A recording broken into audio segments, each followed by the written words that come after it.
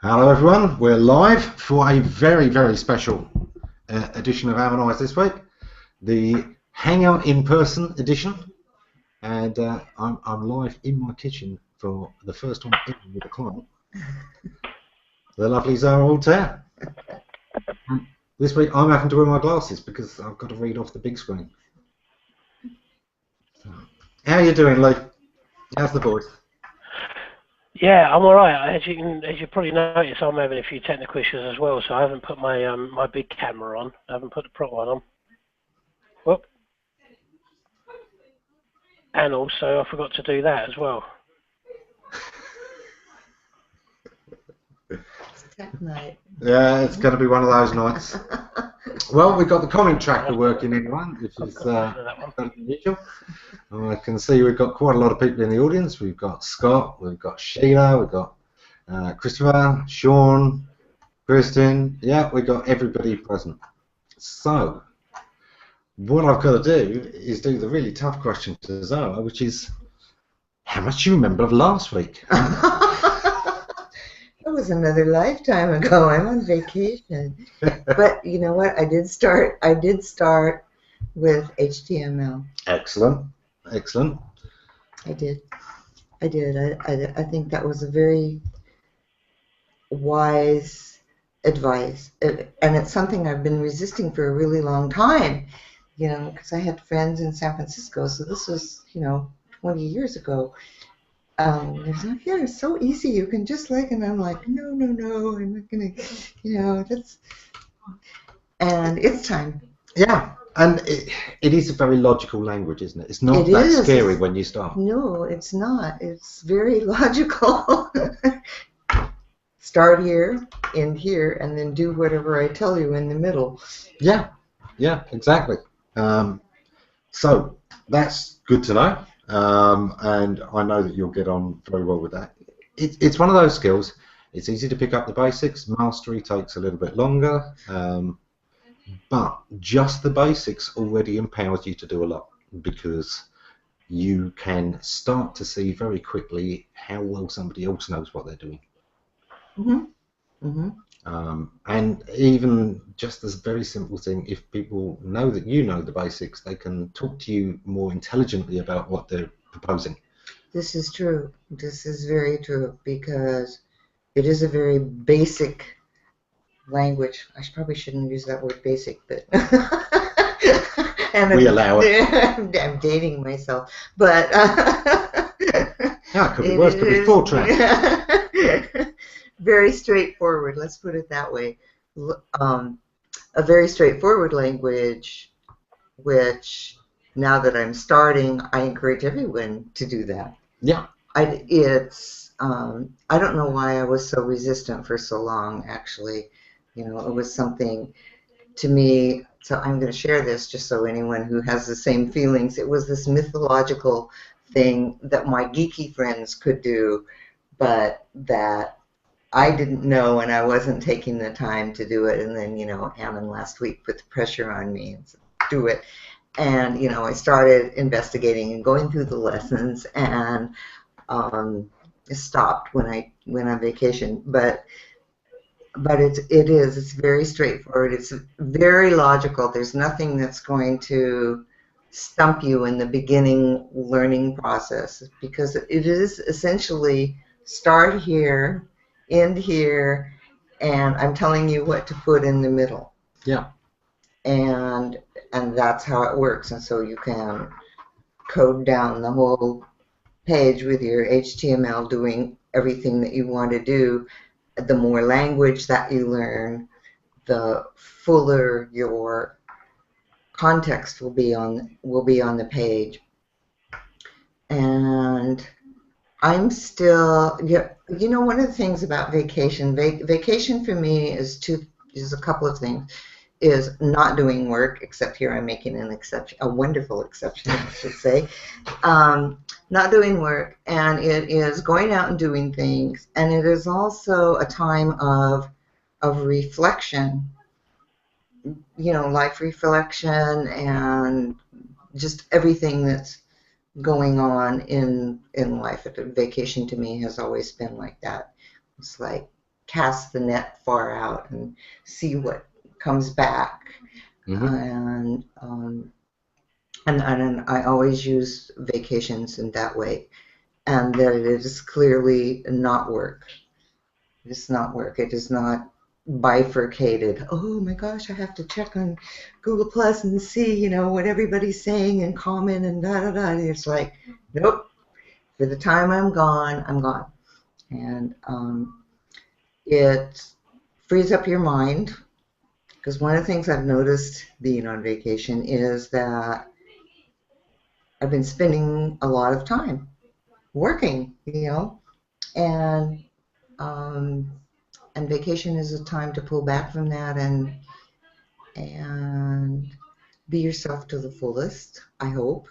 But you know, go out and experiment and do things. And you know, but my daughter, I'm with my daughter these first few days, and we're like, you know, we have to go somewhere we've never been, either of us. Yeah. You know. Like, yeah, I think the adventure part is an essential ingredient. You know, if you go on vacation, you don't do something new, something different, something out of the ordinary. That's waste, isn't it? Such a waste of an opportunity. It is.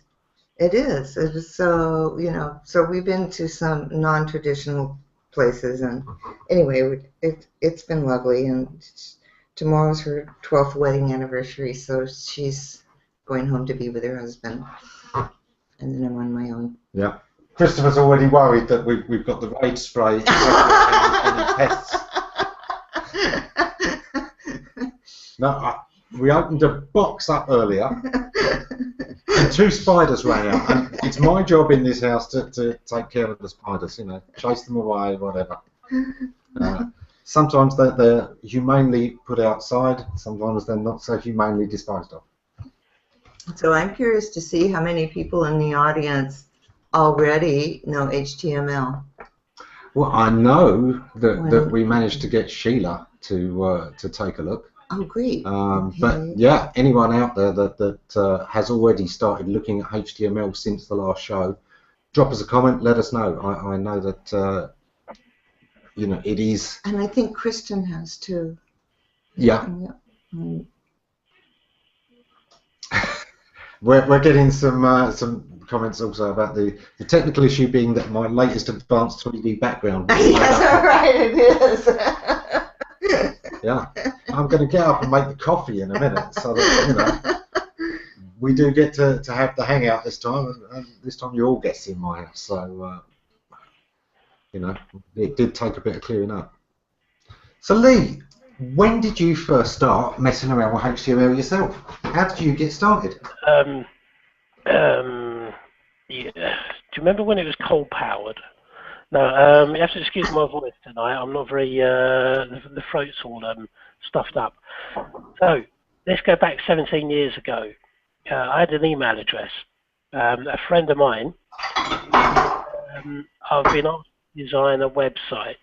What do you know about it? And I said, I actually know nothing about designing websites.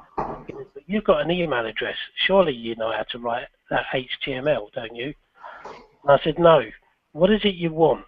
And he told me what he wanted, and he told me how much he was going to pay me to do it. And I said, I could learn that by tomorrow.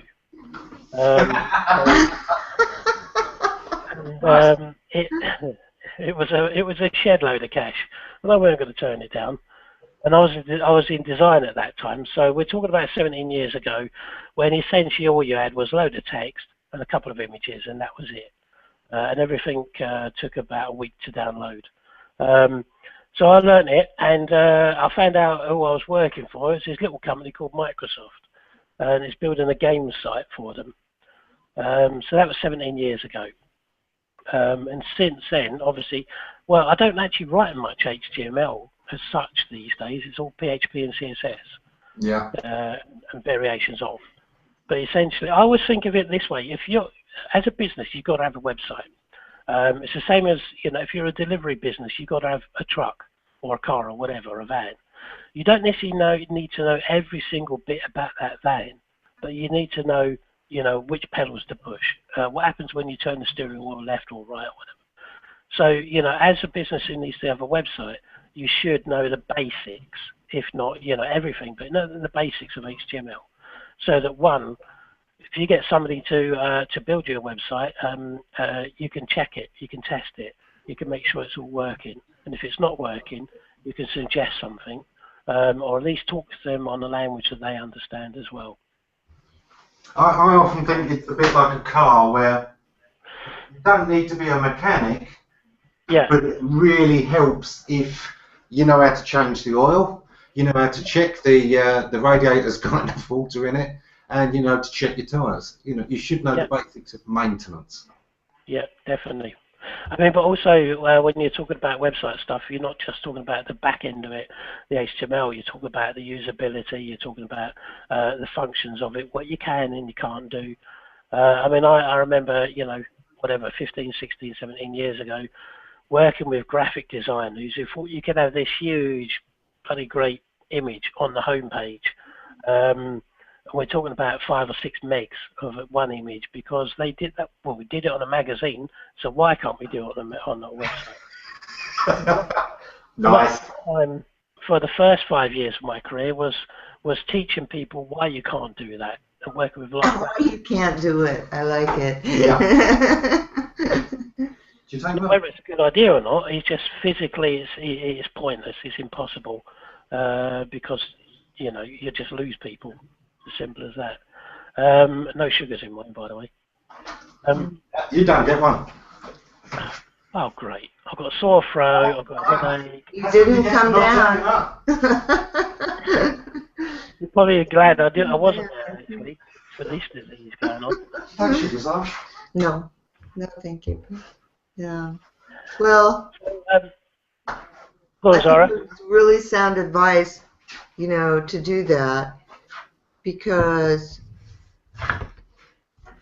when you're in business, you're always in a control position, and even if you are outsourcing various work,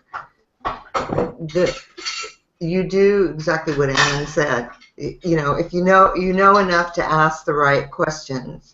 If you don't know it at all, which I didn't, if you don't know it at all, you are unable to ask the right questions. Of course, for the person that you want to do the work. Yeah. So it is.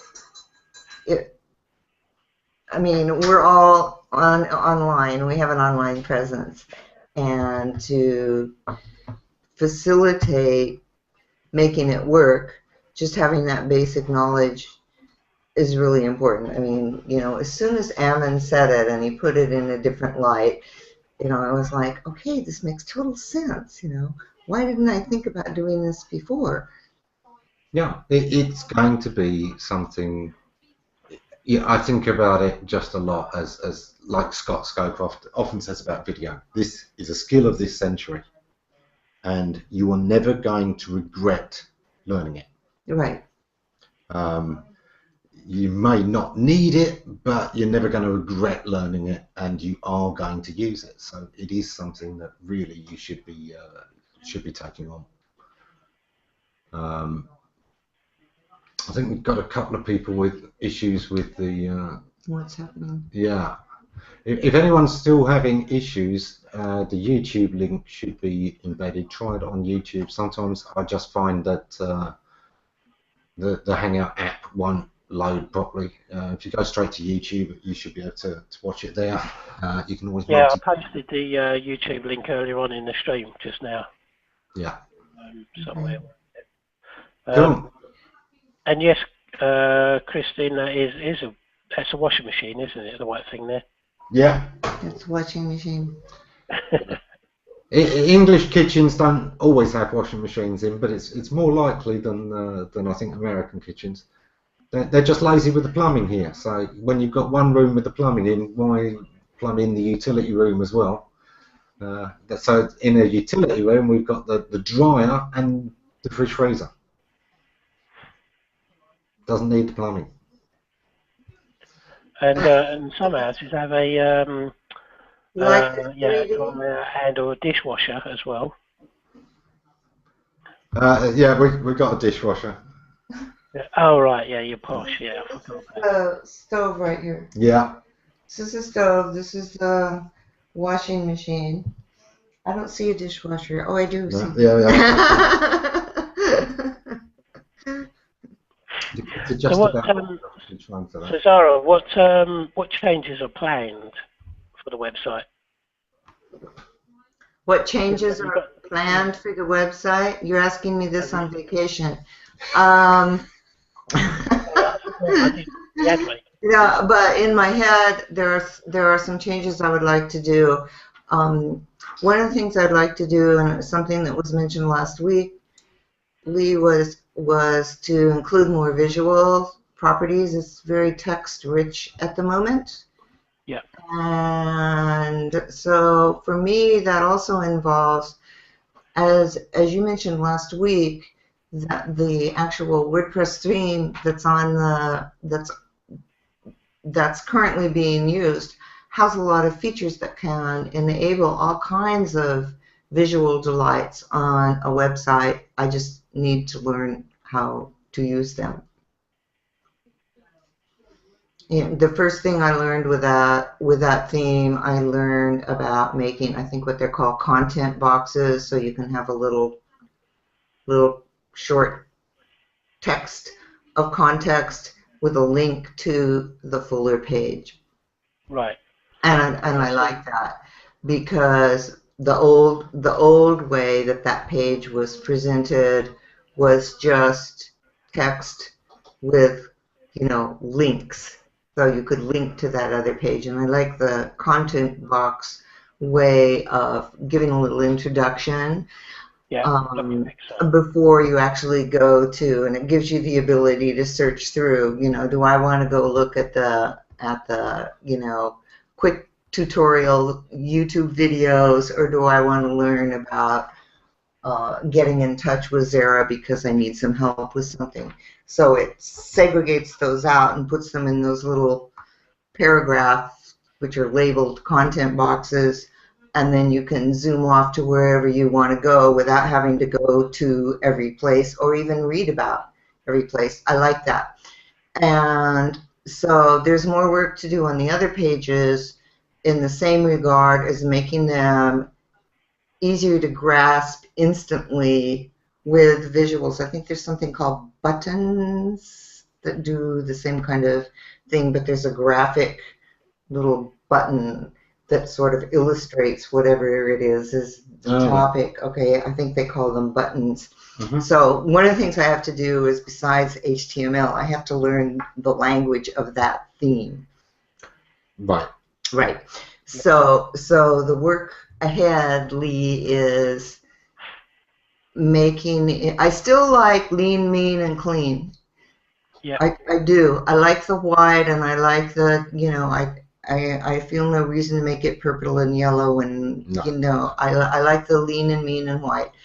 But just to make it more visually interesting and graphically grabbing, is that a phrase?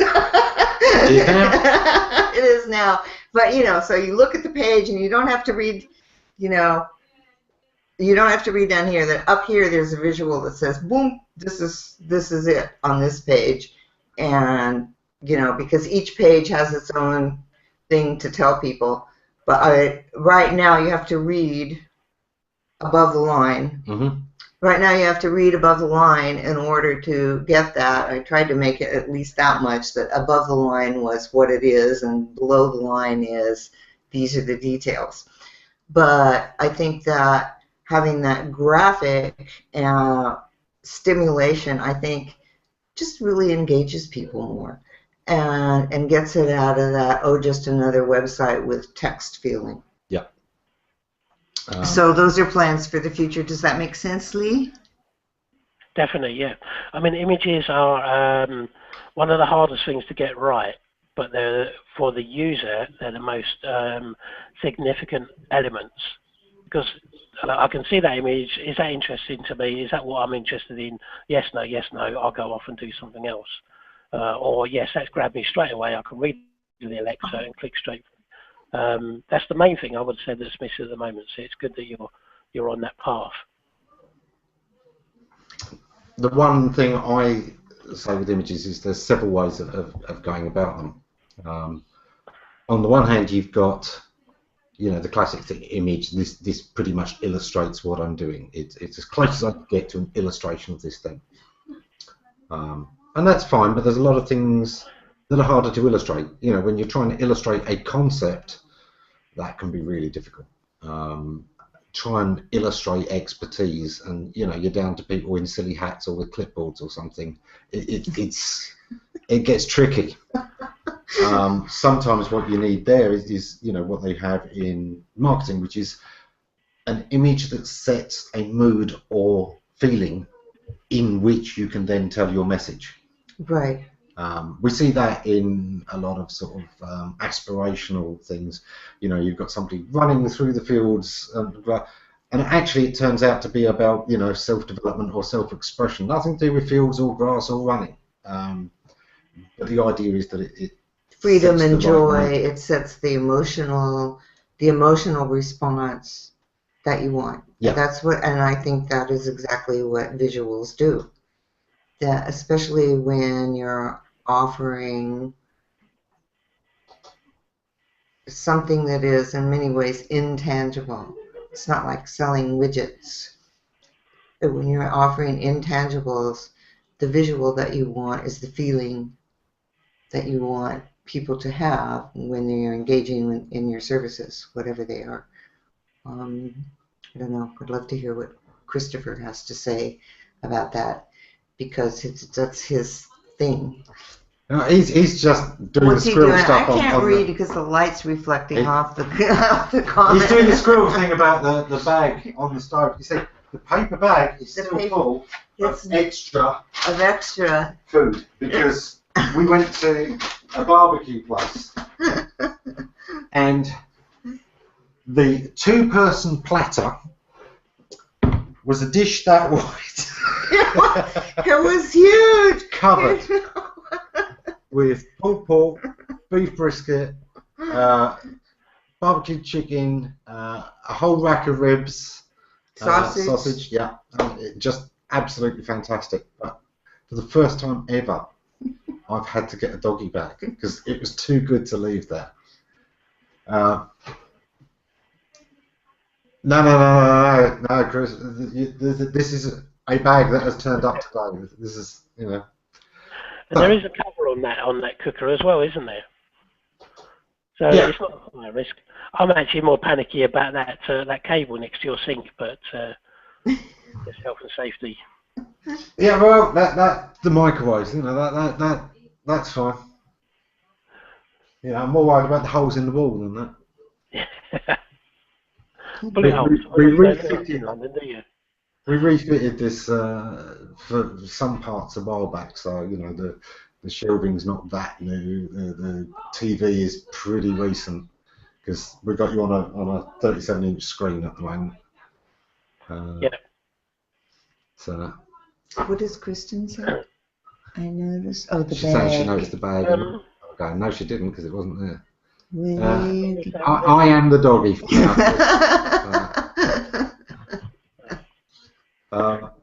Bring this one in from Kevin, if that's all right. Yes. Kevin Burns just says good for an emotional response to music, which is a much more succinct way of good music saying what I'm feeling on about. Yes, and the really good thing about that is that you can't easily embed music in a web page because you never know whether somebody's on a work machine that's even got speakers, whether they're already listening to music and you're going to be annoying them. So I would actually say that images on a website are the atmospheric music of the online store. Just as your offline store has the music playing or the thing that sets the right mood, and sometimes the right mood isn't necessarily what you'd think. It depends what you're doing with business, but the images help. Do you know what? I'll quickly disappear down that because people might not realise. When you've got a restaurant that you want people to be in and out of fast because you want to circle those tables, you know, cycle through those tables, get the next people on there and served as fast as possible, you play pop music. So that's why McDonald's almost always has pop music playing, you will eat faster by anything up to 30%, and you will get out of there faster because it's difficult to have a conversation. But the beat makes you kind of eat faster and get it over with faster, so they sooner get the next person in and more table space. So sometimes the right thing for business isn't the comfort of all things. You know, that's really interesting because there was a place that I used to go to in Glen Ellen in California, and it had a lovely terrace out in front and then a little eating bar inside, but mainly it was, you know, dining on the terrace by the creek and under the trees, blah, blah. And they always had, you know, easy listening jazz piped in. Mm-hmm. But if you went inside to the little counter and you wanted to eat there, the chefs were right there, you know. They were not listening to easy listening jazz. They were listening to Cajun music, and, you know, it was loud and it was moving and it was rocking, and, you know, outside was the peaceful, lighthearted. Yeah. But you never, sometimes you find it isn't even the chefs that like the Cajun music, but they find that makes those tables cycle faster because inside's where they run out of the table space the fastest. That's outside, true. They want people to be lingering there because it's a billboard for the business. That's true. That's true. So these are things to sometimes think about. Don't always think literally with your imagery. And even with your message generally, always think about what kind of mindset you need to do to have the business. It's like sometimes there are businesses where you want to push for a quick sale, and there are businesses where you really don't want to do that, where you want them to take their time. And the kind of things that you're doing with your business should be thinking along those lines. There are certain images that will make people feel more thoughtful. So it might slow down conversions, but you'll get more certain conversions and much less returns or things like that from people making hasty decisions. So that, you know, there are small psychological things like that that you can consider overall in the website. And when it comes to music, we experimented with that in 1997, 98 with self-playing midis, and it didn't work then, and it doesn't work now. Yeah, yeah. I've actually been on websites that had music play automatically when you go to the website, and it's annoying. It is annoying as heck. You should never have autoplay videos or auto play music. It really isn't going to go well. I'm just putting this up by Alex, and she says, designing a website that's going to generate business, it sounds like it's all about persuasion. Emotional response, changes in attitude, exactly that. It is. When it's for business, that's exactly it. You are there to persuade, educate, and inform. And there are things you can do to, you'll love this, to frame that encounter, to frame the message that you're giving. And that's exactly the kind of thing you were thinking of. Everything in the kind of words you're using, long words, you know, convince of deeper thought. Short words, much more engaging for people without feeling that you're being tricky or that you're trying to baffle them. So everything from the words you use to communicate the message to the visuals that you surround the message with, all of those things are going to influence how that message comes across and therefore how persuasive it is to a given group. That was a good point, Alex. I like that. It is about persuasion. It is about. I mean, if that's what the website is about. Yeah. Not all websites are about that. What does Christopher say? What emotions are the most desirable to evoke for a stick website? I think he might mean sticky. I hope he means sticky, because if it's a stick website, you may have found the one market I haven't yet had to do. Unless it's hockey sticks. And what images are likely to create the create that? That being the emotions. Yeah, I mean, for a sticky kind of site, let's take this question at face value for thinking of if you were running a community site. What kind of images work for a community? Well, again, we're going to depend on the community. It If it's a will. conversational one, actually you want a variety of all kinds of images. You're certainly going to want things that make people feel comfortable. This is something where you want people to stick around. So you want images that make them feel calm and relaxed. Those are all going to be good. That engage them and interest them, but not in a, you know, a het up, must get moving kind of way. So it's really going to depend very much on the kind of images and the kind of audience that you're bringing in. Let's say I have a business website, then a lot of the things that interest people 30 to 50 are going to be appropriate. You're much less likely to find the younger entrepreneurs, and when you do, they're more likely to be tolerant of older images rather than wanting things that are specific to their age group. You would initially have things that evoke family, because a lot of people have gone into their own business because they want to build something With family. for their family, exactly that, or they want to hand stuff down. You're thinking of some of the vibes that they've got, so images that give that kind of going your own way, climbing mountains, you know, those sort of aspirational images, people doing sports. Okay, I have a personal question about that, because I have kind of an aversion to the inspirational, I call them platitudes with pictures, and whoa, that is not what I want people to feel if they come to my website. So how do we, as business people who do want to inspire people and to make them feel that, you know, their aspirations are achievable, and that's why they're there, because you're going to help them achieve those aspirations without, you know, climbing the mountains and the beautiful girls running through fields. How do you do that? I mean, do you just go through thousands and thousands of images and to look, or how do you set up your sort criteria? It's different kinds of inspirational images, isn't it? Because there's a lot of difference between, you know, some smug person on a mountain bike and somebody quietly reading to their kids at night. Yes. But they're both inspirational images. They're both things that immediately tell a story that we want to be a part of. And there are a lot of entrepreneurs who want to be able to call the hours to be with their family. So those kind of family things might be exactly where you'd go with that. It could be that it's, you know, somebody and two employees, a group of 3 people that work together, talking and all listening to each other instead of one boss.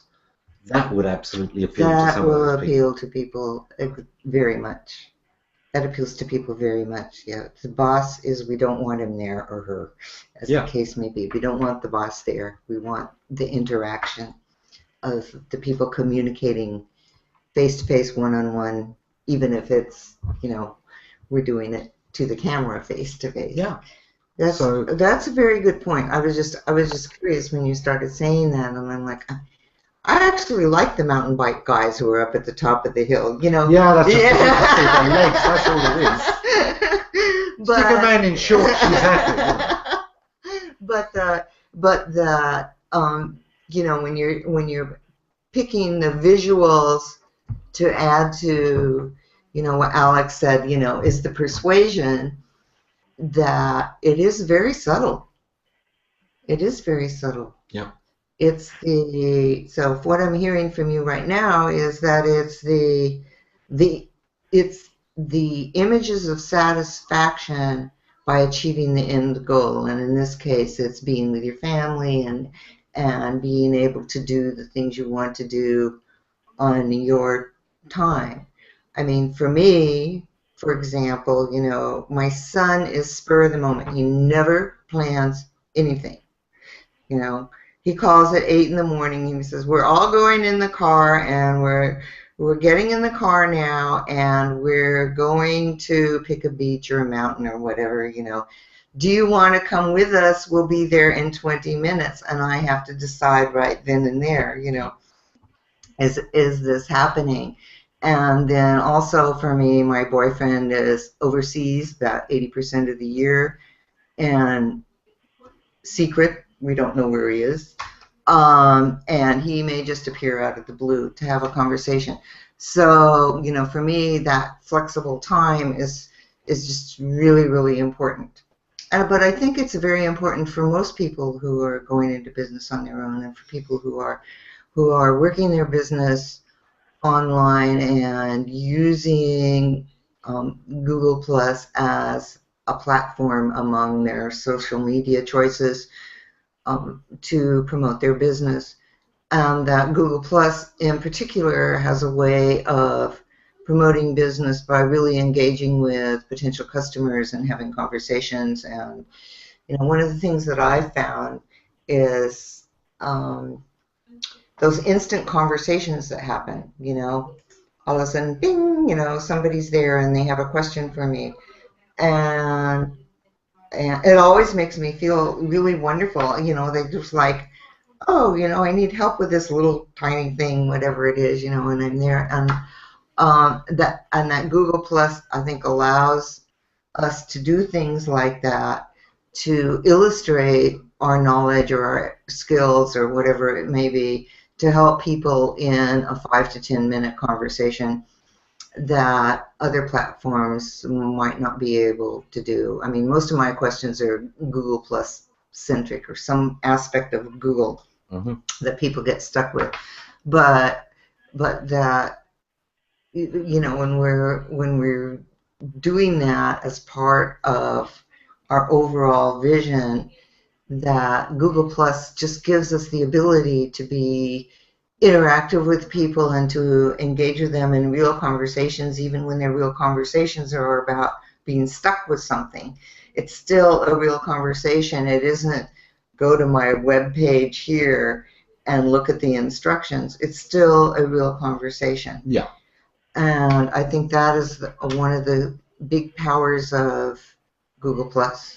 I really do. I have seen the same behaviour on Facebook within communities, and of course in LinkedIn. So LinkedIn, yes.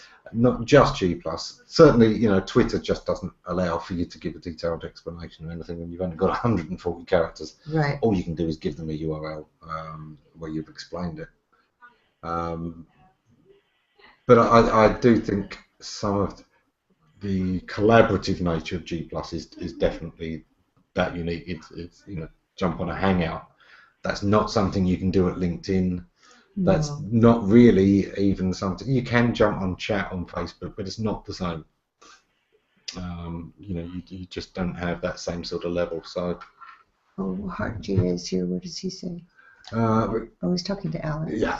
Okay. The self-defense. No one will mess with somebody carrying a hockey stick. That's exactly true. I haven't had my courage. Why we can have a stick. I said they're ambidextrous. You can use a stick to wave hello, and you can use it to wave goodbye. So that's a good reason to have a stick. And then Hart said about self-defense. So we just developed a whole new company here selling sticks. Sticks are us. Yeah. The sticks discussion. Have you now registered? You know, stickerson.com. Yeah. Not yet. Plus your stick. Randall, yeah. Martin Shervington's probably already got that one. Plusmystick.com. He's got Plus My Cat. He does have Plus My Cat, right? Yeah. Plus My Stick with the next one. My stick. So we talked about, you know, that kind of trust thing, and I know you're probably going to want a few more weeks to really think of how you're changing how you. I am. That's I was explaining. We were riding back from dinner, and I was talking about, you know, on my vacation is, you know, it's time off from work. It really is time off from work.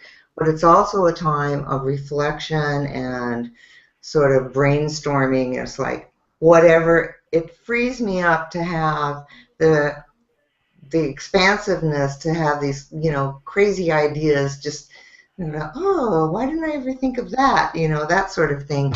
It's one of the joys to me of being on vacation is the regular routine, if you want to call it that, is put aside and you're off, you know, not only having adventures and going places where you've never been, but that your mind is, you know, free to go out and think about new things in new ways. And as I mentioned last week, that I plan on using November and December as times to really reformat and hone in on. I love some of your target audience suggestions last week, and I was thinking some more about those, actually staring at the barges on the canal this morning. I mean, that's the kind of thing that happens, you know. Yeah. And to really look at what it is that I really want to do. I mean, the one thing I know that I love is the HOA. I love the HOA. I love doing that HOA. I love the guests. I love the audience. The audience is very participatory and responsive. And one of the things that consistently happens with the HOA is that the guests always feel comfortable and they have an enjoyable time. Which, yeah, there's something about that HOA that that both the guests and the audience get something out of it, and I really like doing that, and it's really fun, and I'm having a good time, and I'm actually meeting a lot of new people because I'm out there looking for, you know, new guests and new perspectives on ways to do things and new perspectives on just looking at business. You know, I mean, Alex has been on the show and we talked about communication, and there's just, so I know that's the core. And, you know, I'm still looking for a sponsor that fits with that format, and I think it may be happening, so that makes me very excited. So that the business part, as it were, is helping people. You know, there's two things that I know I'm really good at, and that is helping people learn to learn.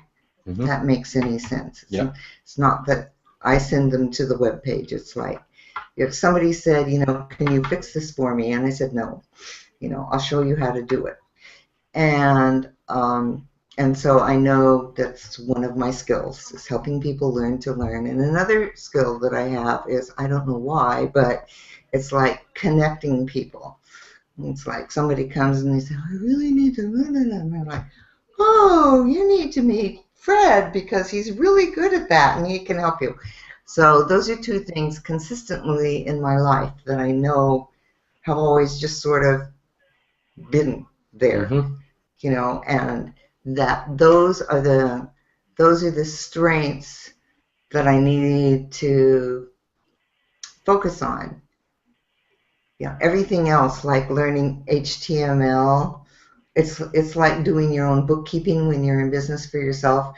It's like not something that you particularly want to do, but it's something that's included in the whole process of being good at what you do. Yeah.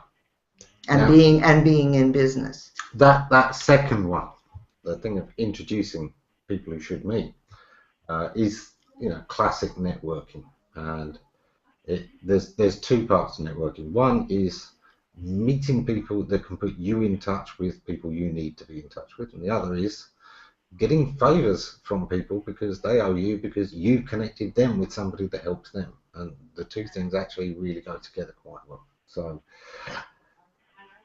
it definitely is a good skill, but, you know, one of the things there is also to make sure that you can connect with people and teach them how to learn, how to connect you with people that you want to be. Yeah, that's really a good idea. I like that one, Evan.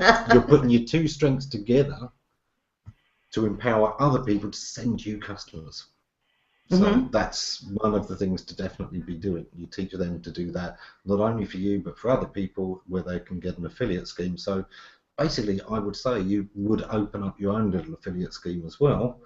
People who send you clients, they get 10% of a referral or whatever, and that way You mentioned that last week. they're empowered to do that. Right. But at the time that you mentioned, see, this is what happens when you think about things for a while.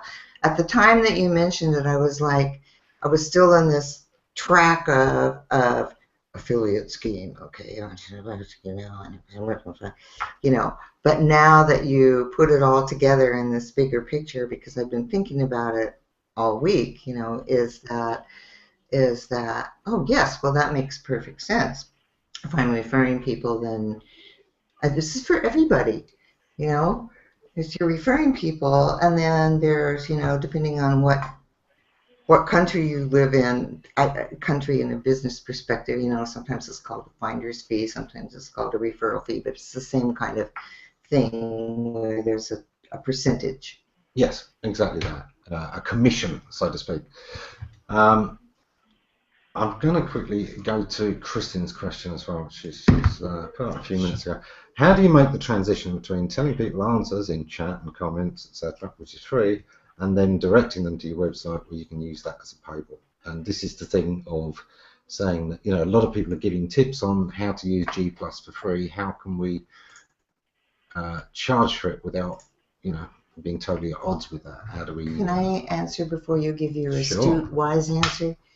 Yeah, Kristen, I am really glad you asked that question, because when I started doing that, I was like, oh my God, I'm going to be doing this for free forever, and nobody's ever going to pay me, and, you know, I'm just going to be, you know, the answer girl, you know.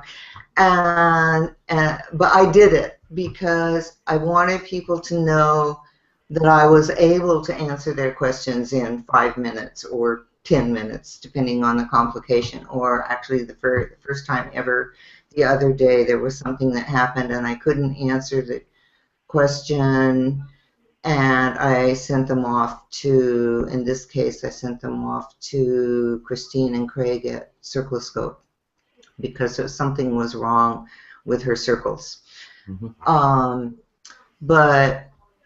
But also lately I've had a couple of people say to me, you know, well, I really want your help. And I'm going, okay. And I said, have you been to the website and have you seen what I've done? And then I said, and, you know, so you need to go back to the website and decide which one of those packages you want. And as soon as you pay me, you know, let me know, and PayPal will let me know, and we can get going and set up a time to get together and really work things out. So that is my answer to Kristen. If it's a quick 5-minute question, who cares? You know, if they really want an in-depth help with something and really understanding or setting something up, or, you know, in my case, it might be, you know, what do I do with my profile page? You know, mail England isn't enough, you know.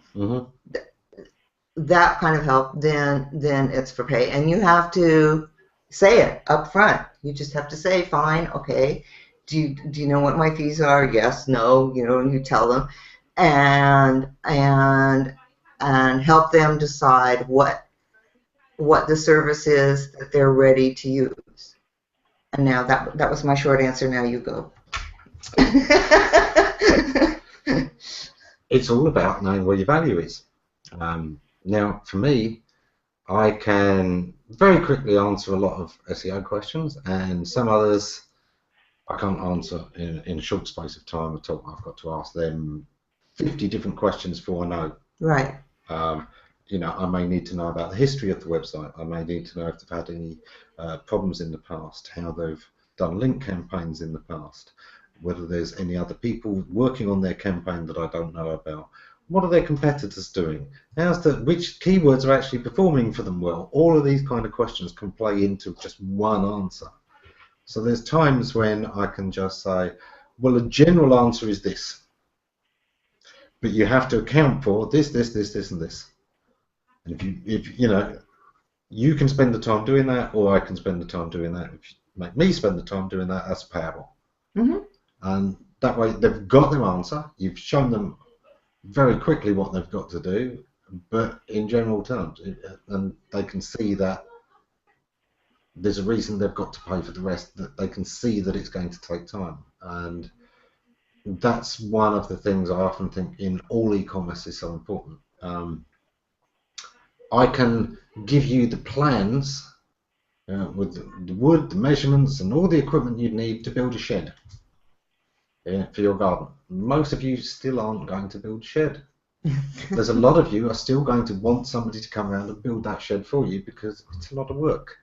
And it never is as simple as it looks, is it? And that's the kind of thing where you can always charge. And I always think that the whole point is to give them a simple answer that shows them how much time and effort you put into it and what expertise is, i.e. that shows them what the value is of what they're buying. Mm-hmm. I think that's especially for Kristen's specific answer. The very first part of your answer, I think, is the most important clue. It's knowing what your value is, yeah, and knowing how to delineate that value to the potentially future customer. I don't think of someone, asking me a 5-minute question as a customer. They're just somebody who shows up. But there's the potential to turn that person into a customer. And the way that you do that is just what Ammon said, is you show them the additional value that you as that individual have and can bring to the table to help them. Because yes, you can send them all the plans to build the shed. You can send them a sheet that says this is how you set up an engaging profile page on Google+. Yeah. It's the same kind of thing. It's like, here are the steps. But, when, for instance, when I'm talking to people about setting up their profile page, it's the same kind of thing. It's like, well, what do you really care about, and who are you as a human being? And is it mountain biking that you really love, or is it water skiing, or people really haven't thought about these things when they're getting ready to set up their profile page. They're like, I just do all these things, and I'm really cool, and I want some customers, and and like, okay. I had one person who was working on their profile page, and they lived in a western state, and their cover image on their profile page was the New York skyline at night. Mm-hmm. And I said, I don't get it. Did they live in the city? They had in the past lived in New York. Okay. But now they lived in a western state in the United States, and it was very different, and pretty much related to the country rather than big city and the city at night with the lights and the skyline. And I asked her about it, and she said, well, I just really love New York. And I said, wow, that's really cool. I said, my favorite, big city in the United States is San Francisco, because I spent most of my adult life somewhere around San Francisco. But that is not what I would have on my profile page, because you're trying to sell your business, And so the image there, just we're going back to where we were earlier. The one that got me out of that actually is you think, well, you're in a western town now. If you have local customers, you just really annoyed them all, because what you've said there, oh, I just really love New York, is I really preferred being back in New York. I hate you all. Everybody I've met in the last 10 years, please go away. I don't like you. I wish I was back in New York. That's not good business. So if out there you've got one of those kind of, think about what you want to achieve, who you want to achieve it with, and make sure there's nothing on your profile that's just like a slap in their face. Don't go there. But that's a really good point, because what she was looking to do was to get more local, because she does an in-person I mean, in person business. And so she was looking for local people, and that was exactly what I said, you know, that you're telling them New York is what you love, and yet you want them to come to you here in small town in a western state in the United States. And talk about what made you move instead, you know. Right, and I'm so happy to be here now because this, and this, you know. And so, but anyway, just to get back to, because I think Kristen's question is a really key question, and I think a lot of people going into business struggle with that question. How do I get from where's the cutoff point, and, you know, helping people and giving those little 5-minute quick answers to, you know, getting their services. And it is about making things a way for them to relate to you. Well, you know they're already relating to you, or they wouldn't be pinging you, they'd be pinging somebody else. But the way to get them to become paying customers is to show that added value and to give examples just like that. To say, oh, you know, while we're talking, I noticed that, you know, on your profile page, you live in, you know, Phoenix, Arizona, but your image is the New York skyline. And so, and then you can ask, you know, would you like me to help you figure out what would work best for your clientele? I just think Kristen's question was very good, because I think most people who start in business have that question, and they have a really hard time with it. And don't be afraid to actually point out some realities. There are times when you're going to be perfectly willing to give away free help, provided that in doing that you're getting something from it. There are a lot of times when if somebody privately asks you for help, that's the worst possible thing. If they publicly ask you for help, you can be seen giving it, and that therefore is good for your reputation. If somebody asks you privately for help, well, all I've got is the chance for you to owe me a favour. Now, that might be enough, but do be considerate when you're asking somebody privately, is this actually something which they would be more likely to ask publicly, answer publicly, because, you know, that then answers the same question for lots of people and demonstrates what they know. Which one? I was just trying to see what is that another private conversation going on? I was born in New York, Christopher says. I was born in New York. I love New York. However, I wouldn't put images of the NYC skyline on my profile. Okay.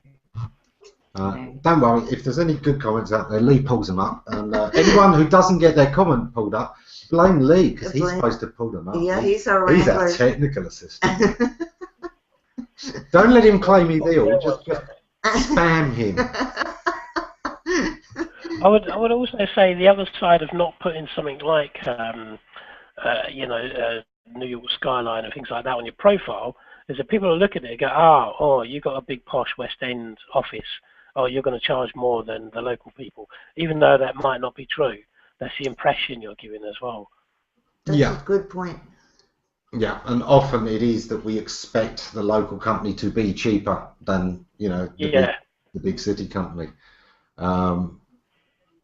which, you know, isn't always realistic, and there can be some very good local businesses, but yeah, if you're branding on local, beware that it makes people expect lower prices.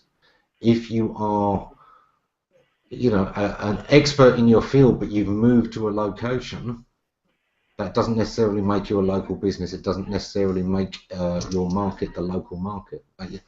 I'm in New Haven, and you know, right next to Brighton.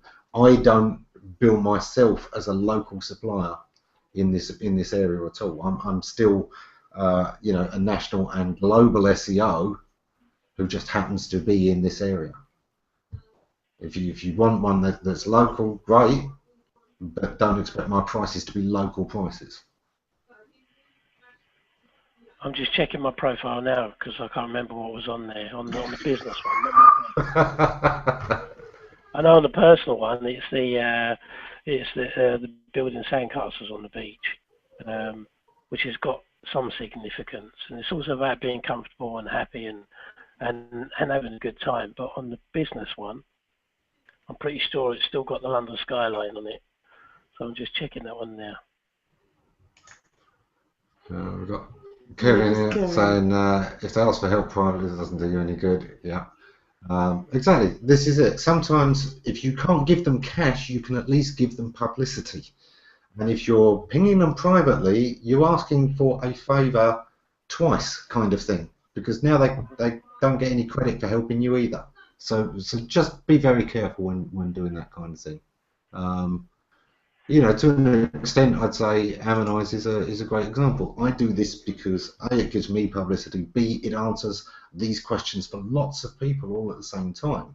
So I wouldn't be doing this kind of private consultancy off air for free.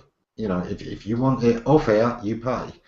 If you don't mind that it helps lots of people and lifts the tide for everybody, then it's free. I don't call it free because I consider that you're paying with publicity. But you know, one of the things I do say to clients is, even if you're on the show, just because you're not paying cash, don't treat it any differently. Think of yourself as having paid the $250. Make sure you get your money's worth, because you'll listen better when you're thinking, I've spent $250 for this. Free advice, we tend to kind of treat differently, and oh, well, it was free, it probably isn't very serious. If I paid for this, I'd be paying a lot more attention, kind of thing. I think that's a good follow-up to what Christian said too. In the mindset, it's the mindset. Yeah. It's in you, the business person, mindset about your value and about being comfortable with talking about your fees or the cost or whatever it is that you're selling. I know that long ago, I'm going to use an outside the industry example. Long ago, I was in I actually was in the commodities market as a broker, and those are big sums of money. Yeah. And the people who came in, because it is very exciting and a lot of fun, and you know, it's wild. This is totally wild. But the people who didn't make it, it wasn't because they didn't understand the markets, and it wasn't, the reason they didn't make it was they couldn't talk to someone and ask for large sums of money. They were large sums of money. You had to let those numbers just kind of come out of your mouth without any discomfort whatsoever. And I think it's the same for a lot of people. And I had years ago a friend who was an extraordinarily talented art restorer, and he said it took him 5 years to really figure out what his real value was, but not only that, to be comfortable in asking to be paid that amount. Yeah. That if something's going to take a month's worth of time, I mean, God, that is so meticulous. I can't, you know, it's millimeter by millimeter. If you have to be comfortable and know, you have to be comfortable saying the numbers, and you have to be comfortable with the concept that you're worth that amount. Yeah. If anybody, it's one of those things. I point this out in SEO a lot. When you get a company where you've got we're overseas, so you know this is cheap. We're based in India, we're based in Thailand, wherever it is, and we can do SEO for $40 a week. Run away, because if they were any good at SEO, they could make more than that by promoting their own Amazon links. They could make more than that by promoting their own eBay links. They could be running affiliate stuff for much more, and it doesn't matter what country I'm in. Because this is an international internet economy. So when you meet an SEO who is too cheap, you've got an SEO that can't do SEO. So that's something to always bear in mind, is that the market defines its own price. If I could make more doing my own affiliate stuff, than in charging for this to clients, then obviously I can't make more on my affiliate stuff, and therefore that tells you the level of skill of the SEO. It is something to really come across there, and to an extent I think that ties into what Christopher said is a conflict between being premium versus mom and pop, which follows on from the question about the local and the expectations. There are minimum prices for things, and I think people always determine a certain amount of price in terms of what quality is expected. That doesn't mean that the most expensive is the best. It doesn't mean that the lowest price is the worst.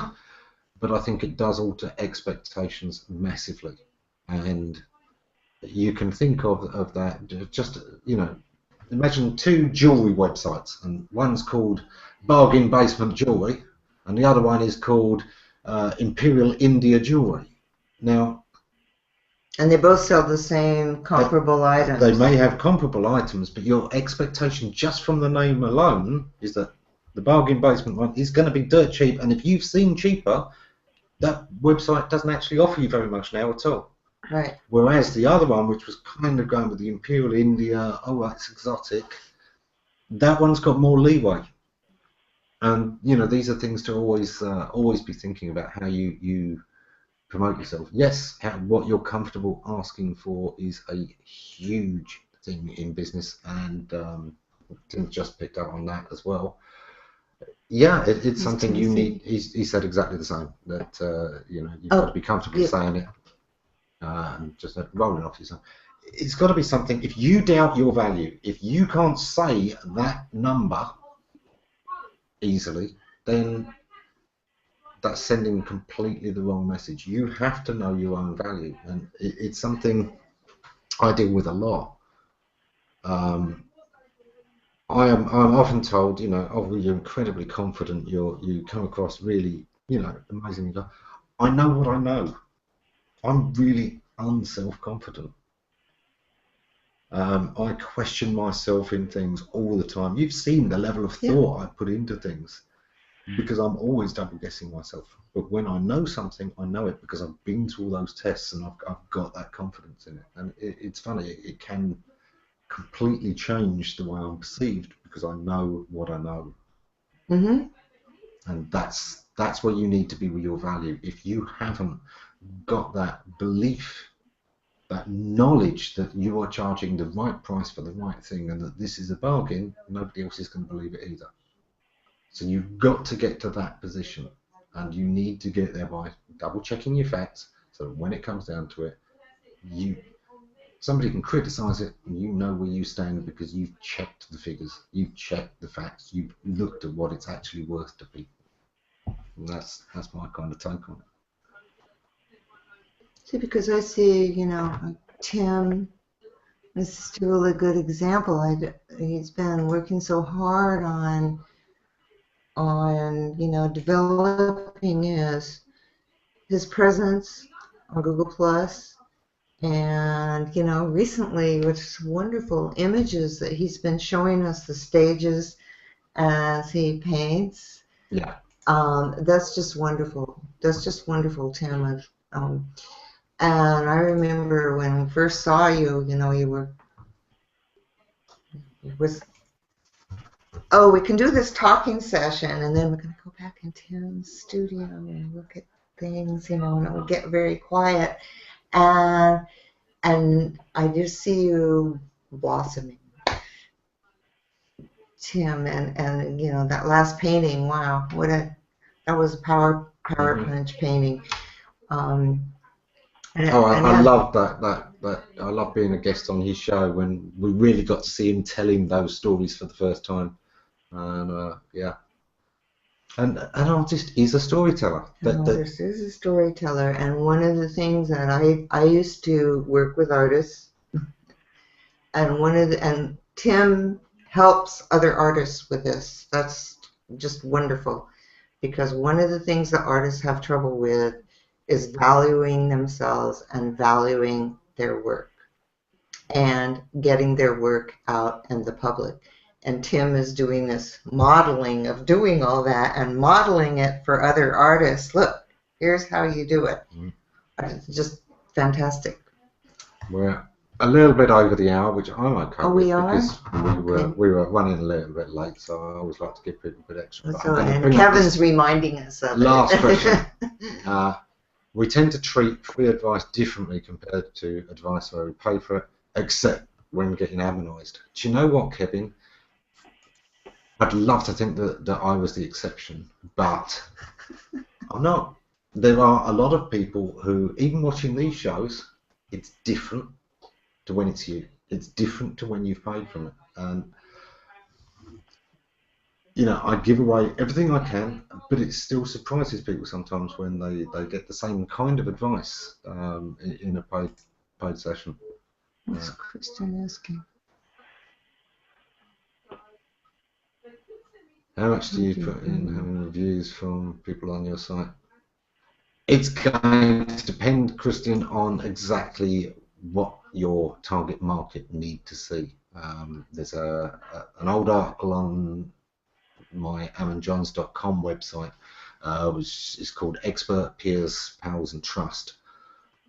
And it kind of talks about the different ways that we need backup.